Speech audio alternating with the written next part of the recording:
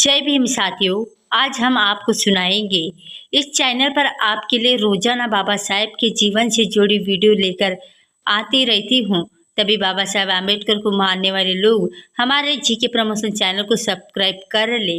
तो चलिए वीडियो को शुरू करते हैं। इस वीडियो को बाबा साहेब आम्बेडकर के जीवन की 10 बड़ी बातें आइए जानते हैं। मोदी लहर में भारतीय जनता पार्टी बीजेपी से जो टिकट पाया समझो वो जीत गया, चाहे वो जीतने लायक हो या नहीं। बस बीजेपी का नाम काफी था, पर अब ऐसा नहीं है। लोग धीरे धीरे इनकी राजनीति समझ रहे हैं। आज जैसे हालात 1952 में भी थे, वैसे ही 70 साल पहले नेहरू लहर थी। तब लोकसभा का पहला चुनाव हुआ था। देश के पहले प्रधानमंत्री जवाहरलाल नेहरू जनमानस पर छाए हुए थे। उस समय जो कोई भी कांग्रेस से चुनाव लड़ा वह जीत गया। तभी इस चुनाव में डॉक्टर भीमराव अंबेडकर भी खड़े हुए थे। आज़ादी के संघर्ष में डॉक्टर बाबा साहेब आम्बेडकर सबसे प्रमुख शख्सियतों में से एक थे। महात्मा गांधी से 22 साल छोटे और 14 अप्रैल 1881 को दलित परिवार में जन्मे थे। देश के उनके जैसा पढ़ा लिखा उस समय शायद ही कोई था।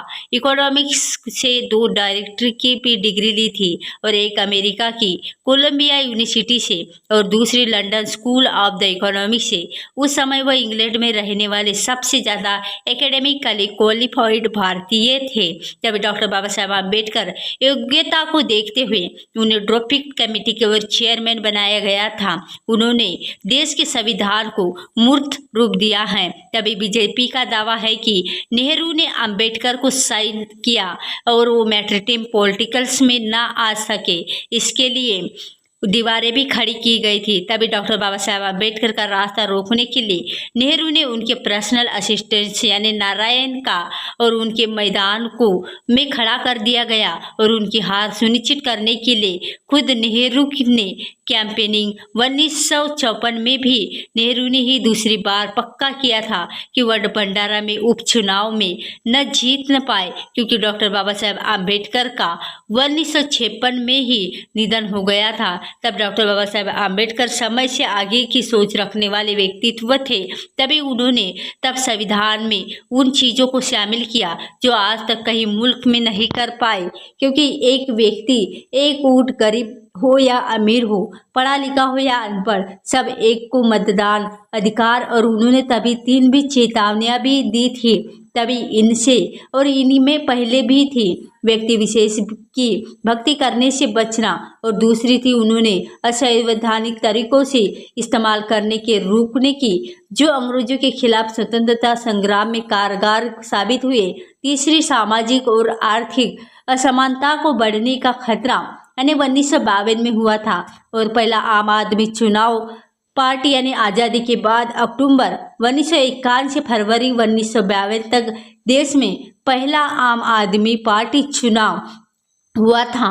तभी ये पहला प्रयोग भी था और तब कांग्रेस ने 499 सीटों में से 366 ही जीती थी।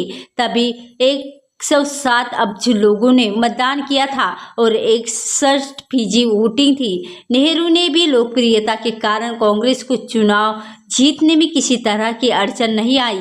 उस समय नेहरू लहर थी और आम्बेडकर भी चुनाव में खड़े हुए थे। तभी हालांकि वह चुनाव नहीं जीत सके थे। तभी doctor Baba Saheb Ambedkar schedule caste federation party से चुनाव लड़े थे। सीट भी थी बॉम्बे नॉर्थ सेंट्रल में। ये भी चतुर्कोशीय मुकाबला था। तभी बीजेपी का दावा डॉक्टर बाबा साहेब आम्बेडकर को किया गया कि साइडलाइन। बीजेपी ने दावा किया है कि जब डॉक्टर बाबा साहेब आम्बेडकर को किसी ने साइडलाइन किया तो वह गांधी परिवार था। तभी उनके कारण ही doctor Baba Saheb Ambedkar main stream politicals में एंट्री नहीं कर सके। 1956 में उपचुनाव में डॉक्टर बाबा साहेब आम्बेडकर यानी भंडारा सीट से दोबारा चुनाव नहीं लड़ सके। दिसंबर 1956 में उनका निधन हो गया था। तभी इस तरह से वह 1957 में दूसरे लोकसभा चुनाव में हिस्सा नहीं ले सके।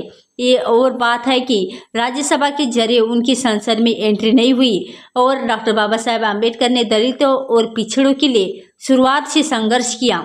और आम्बेडकर की उनकी आवाज़ और पहचान बनी। तो दोस्तों आज की वीडियो बस इतनी ही। और हमारे डॉक्टर बाबा साहब आम्बेडकर के बारे में आपकी क्या राय है तो नीचे कमेंट बॉक्स में जरूर बताएं। वीडियो अच्छा लगा तो वीडियो को लाइक कमेंट शेयर अवश्य करें और नीचे कमेंट बॉक्स में जय भीम जय भारत अवश्य लिखें।